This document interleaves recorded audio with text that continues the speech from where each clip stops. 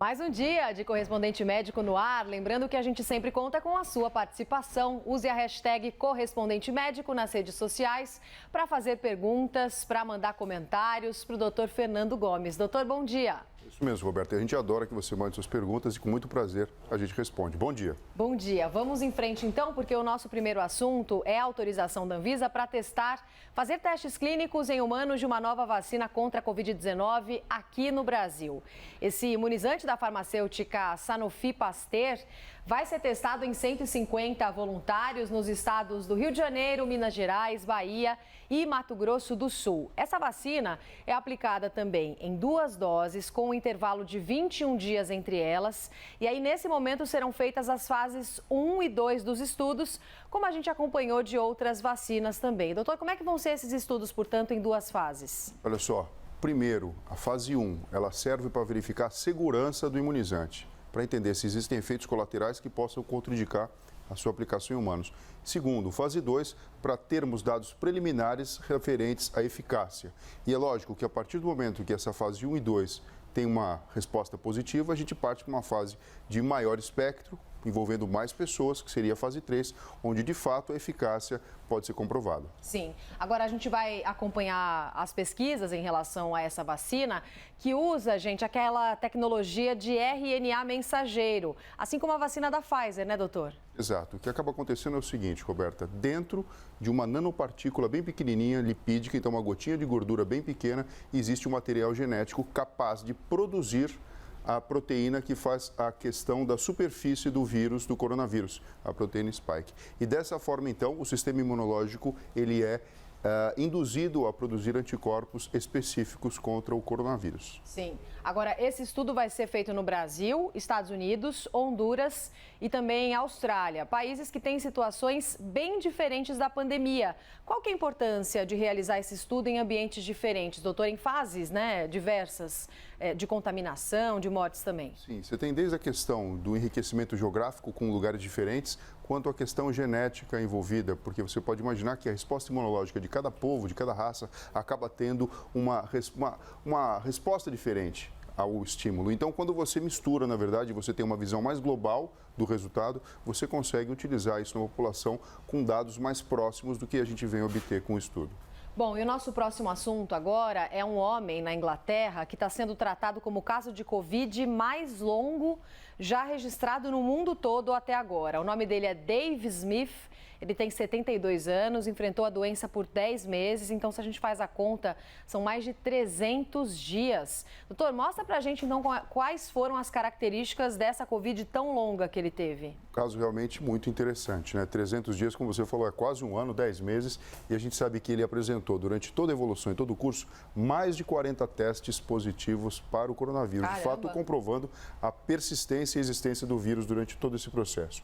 7 internações hospitalares, o vírus adquiriu mutações que foram documentadas, medicamentos que foram tentados no seu tratamento, como por exemplo Remdesivir, não apresentaram boa resposta, mas o tratamento efetivo, baseado em anticorpos monoclonais, sim, esse teve uma resposta, no seu caso, de uma forma específica. Lembrando que os anticorpos monoclonais são anticorpos desenvolvidos no laboratório que já oferecem um combate direto ao próprio coronavírus. E para esse paciente, nessa situação, isso funcionou. E ele se recuperou bem então, doutor? Sim, mas você imagina, né? Praticamente um Highlander, como a gente brinca muitas vezes em medicina. São 300 dias de combate ao coronavírus. E o seu próprio corpo físico, ele acabou mudando no decorrer de todo esse tempo, porque você imagina o gasto energético que não é envolvido nesse processo. Sim, e o que um caso como esse ensinou para os médicos, doutor? Isso mostra o seguinte, o sistema imunológico desse paciente merece ser investigado e estudado, e a própria característica do coronavírus. Medicamentos de base que foram testados mostraram uma eficácia, por exemplo, para ele com anticorpos monoclonais. E você pode imaginar, Roberta, se aparece um caso, e a gente está falando de uma pandemia, certamente podem existir outros que estão espalhados por aí e não foram ainda identificados. Sim. Porque aqui você imagina, né? O paciente ele foi seguido de perto, ele teve as suas internações compiladas, os testes realizados e, de alguma forma, ele teve a sua evolução satisfatória. E o próprio vírus, nesse caso, doutor, acabou evoluindo e sofrendo mutações? Sim, o que acaba acontecendo é que, como hospedeiro de longo prazo que ele ficou, o seu próprio corpo serviu como, entre aspas, um celeiro para que ele pudesse se multiplicar, se dividir e, conforme o seu sistema imunológico ia combatendo, mutações aconteciam. Então, assim, realmente é um caso muito interessante que merece ser visto com calma. 300 dias e mais de 40 testes positivos. Agora, doutor, algo explica por que um medicamento funcionou, outra coisa não funcionou? É algo que a gente também vem acompanhando em tantos outros casos de Covid. É lógico que é natural, Roberta, a gente esperar um medicamento que seja o salvador da pátria, que ele seja aplicado e simplesmente a gente tenha o problema resolvido. Mas a gente sabe que não é assim que acontece e aqui está um exemplo clássico disso. O sistema imunológico de qualquer pessoa é determinado pelas características genéticas, isso aqui ele carrega, herança do seu pai e da sua mãe, e também toda a experiência que teve no decorrer da vida. Você imagina, ele tem 72 anos e certamente infecções virais ele teve no decorrer da vida, estimulando de uma forma diferente o sistema imunológico. E agora, na verdade, essa mistura entre o que ele adquiriu no decorrer de todo o processo de contato com o coronavírus e mais a sua carga genética que influencia no sistema imunológico, tiveram sim o seu papel, mostrando que alguns medicamentos tiveram um efeito positivo para ele e outros, na verdade, acabaram não atuando de uma forma tão satisfatória. Agora a gente vai entrar num outro assunto, gente, delicado para quem faz exames de mamografia para prevenir o câncer de mama. Você sabia que tomar vacina contra a Covid-19 perto de fazer o exame pode causar confusão no resultado e sugerir até o aparecimento de um tumor? Pois é, a gente conversou sobre o assunto com o doutor Vilmar Marques, que é presidente da Sociedade Brasileira de Mastologia, e ele explica para a gente por que isso pode acontecer. Vamos dar uma olhada. Nós podemos ter o aparecimento de linfonodos axilares ou cervicais. Esses linfonodos vão aparecer em 10% das pessoas que são vacinadas. Só que, na mulher que se encontra no período de rastreamento do câncer de mama, ao realizar a mamografia, este linfonodo pode aparecer. Doutora, a gente viu então a explicação do médico também, mas o que pode acontecer, né? A vacina pode fazer com que apareçam linfonódulos, né? E o que significa esses linfonódulos, doutor? Isso significa a própria vacina de alguma forma atuando e provocando uma resposta imunológica, que é o que a gente deseja. Então, quando a gente faz uma vacina, o que acontece? Existem reações locais. Então, você pode ter um certo dolorimento no braço, onde foi aplicado, pode existir um certo edema, pode até existir um pequeno hematoma na região. Mas, no decorrer do tempo, esse imunizante, ele tem contato com o sistema imunológico e gânglios, linfonodos, que são responsáveis pela nossa imunologia, acaba sendo acometido. Então, tanto na região cervical como axilar, eles podem se mostrar presentes. E quando você faz a mamografia e busca a presença, por exemplo, de um tumor ou de gânglios acometidos pelo tumor, essa confusão pode acontecer. Tanto é que você pode imaginar, né? A grande recomendação é você fazer o exame antes da vacina, de modo que então você não teria interferência do seu sistema imunológico sendo aí comprometido nesse processo de produzir anticorpos, ou 4 semanas após a segunda dose. E o objetivo principal é esse, evitar reação imunizante e sintomas que possam sugerir uma doença maligna, no caso do câncer. Então essa é a principal orientação, né, doutor? Para quem precisa fazer o exame e está perto de vacinar. Sim, a gente percebe que conforme nós vamos tendo contato com o processo de imunização, com o próprio coronavírus na pandemia, o conhecimento ele vai sendo desenvolvido. Então você pode imaginar, um ano atrás, ou até quando as vacinas estavam sendo